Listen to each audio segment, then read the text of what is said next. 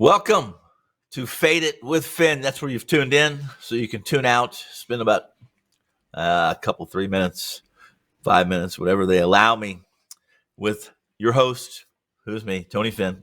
Fade It with Finn, Week 16 of the NFL, and outside of a few spots in the playoff bracket, most scenarios have been decided, especially if you're conservative in your thinking and you believe that, or have had experience where the status quo or the usual or the most expected, or in this case, what we try to beat or what we try to ride here in the gaming industry, and that is what's the most probable or most likely outcome.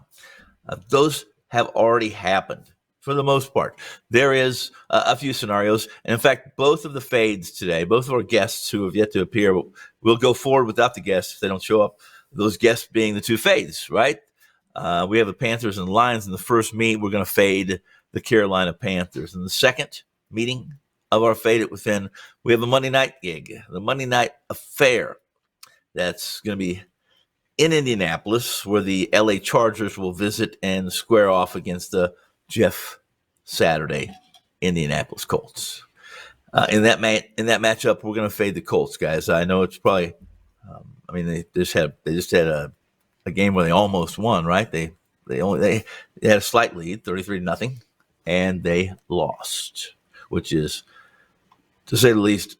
I know that if I go 0-33 in my picks, there's a good chance that I might be having a meeting with the CEO or the President of the United States in his office the next day, telling me that that I need to consider another profession. Heck, people think that all the time anyway. But I digress. Back to point. Fade It with Finn again. Tony Finn here. We're going to talk about two games today. We're going to talk about two teams we're going to fade. Let's start with the first game. That game takes place on Saturday, which is tomorrow, because we're doing Friday taping of this Fade It Within episode. So the Panthers and the Lions, they're both alive and kicking in postseason picture. The Panthers are only a game behind Tampa Bay in that race, but why they're there, why the two teams are there are similar. The difference is why Detroit's fighting for a playoff spot. The Panthers are only a game behind Tampa Bay because the NFC South sucks. I was going to say down, some politically correct way, but it sucks. And it's not because they've been playing great ball. The Lions, they're fighting for a spot in the playoff bracket because they're winning. Not only winning, they're excelling. They're exceeding expectations. Detroit's earned 6 of the last 7, or I should say 6 wins in the last 7 games. Run some more would typically be, in past years, what we talk about Detroit doing, whether it be Barry Sanders, et cetera, right? But that's what the Panthers do. Panthers run the ball well. To simply state that Detroit's playing well, though, isn't enough. The much larger percentage of NFL weekenders, those who don't tune in like you guys do, and I know you're tuning in because you're not trolls. It's because you're interested. You're gamers. You're playing, whether you're fans or whether you're making lunch money investments, pizza investments, or whether you are like some and you're making mortgage investments. So Jared, it's pretty easy to back Jared Goff with extended his longest streak of career to 7 consecutive games. Win? No, they only won 6, right? 7 consecutive games without an interception.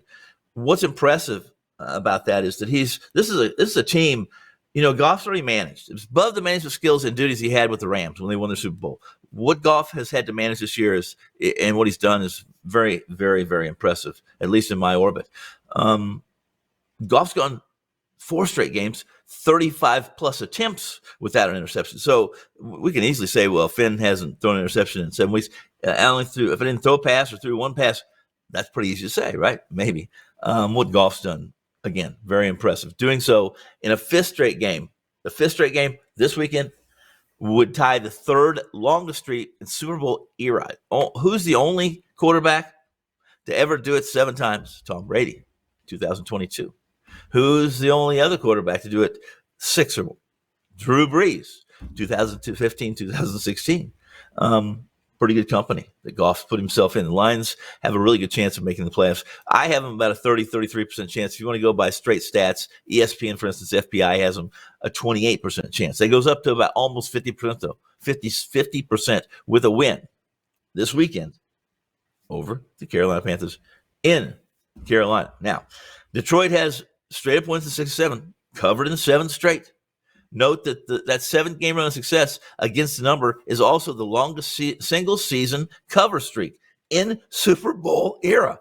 What they're doing, guys, isn't just, they're winning and they're beating back. They're doing things that teams have not ever done, which is far and above expectations for this team. So if you think the road issue might be a problem for Detroit, they're going on the road, away from the comforts and the climate controlled Ford Field. I think, again, they've covered 3 straight road games. I would go on and on here. I'd speak more about Carolina and what they've done. The thing is, Carolina hasn't been that impressive. They've played a little better since the coaching change, and you can make an argument that they've improved. I think they have. But what Detroit did last week, if it wasn't for Thursday night's game and what Jacksonville did to the Jets, had the Jets won, we could even make a strong case for Detroit. But this is really easy, an easy play for me. I don't have to think it. I don't want to overthink it. It just almost hit me when I looked at the schedule, and that is Detroit wins 7 of their last 8 with another win this weekend over Carolina. They're given a small number, less than a field goal. Fade the Panthers, lay the 2.5 with the Detroit Lions. And as I always say during the show, we're not going to take a cigarette break, no tequila breaks. We're going to go right into game 2 of Fade It with Finn. And we're going to jump from Saturday. Give you a break on Sunday so you don't have to, chase the scoreboard that I know you all do on this Fade It with Finn programming. The Colts are in Indianapolis. Lucas Oil, controlled environment. This is ideal for the Chargers because of where they play at home. Not necessarily because of the weather, but this is where I want the Chargers to be if they're fighting for a postseason spot, and that's what they're doing. They win. They beat the Colts. They're basically in. There's a couple of scenarios that kind of their secondary or second-hand scenarios that have to happen, but the Chargers win. They beat the Colts. We talked about that. I talked about that right before the opening here, in the opening, and that is this is a team that was up 33-0, 33-0 in the middle of the third quarter and lost. That's harder to do. I think that's harder to do than going undefeated in the regular season NFL. 33 in 15, 18 minutes. Very difficult to do, even against a bad team. And the Colts are not a good team. What are they going to do this week? They're going to start their 3rd quarterback of the season. No Matt Ryan, no Tony Finn being called up for quarterback duty. We're going to turn to veteran Nick Foles. Matt Ryan won't be with this team next year. Nick Foles probably won't be with this team next year. The Colts right now, they're going to lose the last 3 games. They're going to lose out the last 3 games, and it's going to put them in position where they might have a shot at maybe a 2nd or 3rd. There's some good quarterbacks if they enter the draft this year, and that's where I believe they will go. So we're going to jump right into this and right out of it so we can get through and get you back on your Christmas shopping or Christmas, alcohol binge or soda binge, whatever it might be. But this Chargers defense is playing really good ball. They're really playing good ball considering the injuries that they've suffered and played through. And despite playing without Derwin James Jr., who's nursing this quadricep injury that's really hard to overcome and get back in the lineup. This defense is on all cylinders. They've allowed an average of under 16 points per game over the last 2. Khalil Mack and this defensive line playing despite injuries, playing very well. They're a big part of this 15.5 points per game over the last two matchups. And if you get an opportunity to watch this game, and you very well could, it's a Monday night game, right? Khalil Mack and this line.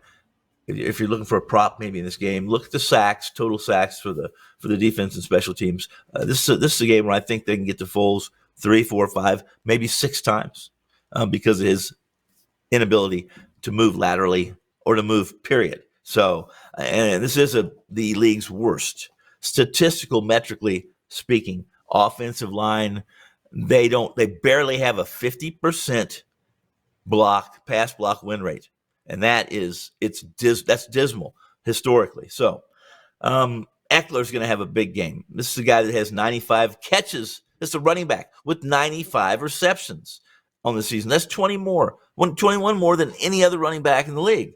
He'll enter the top 5 in NFL history if he can get to that 100 mark, and I think he does. That's another prop in this game you might want to look at.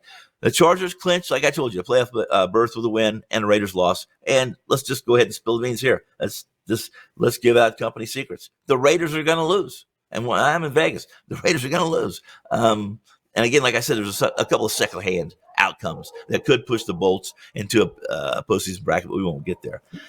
We're not even going to talk a whole lot about the Colts other than what I've talked about. First off, the Chargers and A-Bear are they're a unit, an offense to be reckoned with. They are good, and they have succeeded, whereas other teams that have had injuries, and we could use Tampa Bay as an example, where Brady has not excelled with second-tier receivers or using the tight end and running back. He doesn't have a running back to use like the Chargers do with Eckler. The Colts were eliminated Thursday when the Jaguars won, guys. They were eliminated from playoff contention. And just discard, kick it out of the car. If you hear it on the radio, leave it in the curb.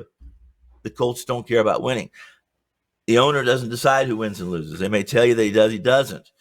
Saturday probably wants to win, but Saturday's also not an idiot. And he has discussions with the ownership and his other coaches, and the Colts are starting Foles for a reason.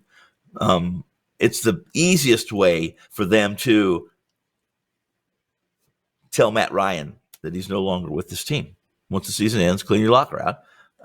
Matt probably retires unless he wants to, make another $4, $5, $8 million backing somebody up in the NFL, which may be the case. But in this game where the Chargers visit Indianapolis, from start to finish, it is all was San Diego, now Los Angeles Chargers, and the Faded with Finn goes 2-0 this week.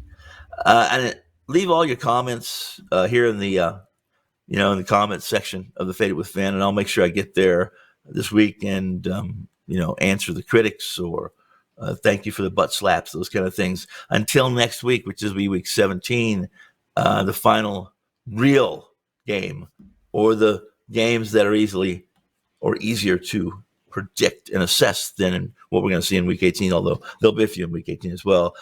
The end of week 16 coming up this week, Christmas holiday. Merry Christmas to everyone. I am Tony Finn, your host of Faded with Finn. Thanks to, as always, the Swiss Army knife here in the WagerTalk Videos Team Studios, Chris Allen. Thanks for his producing, his directing, and the entire WagerTalk team. Merry Christmas. Happy holidays. Hope we go 2-0. I'll see you next week.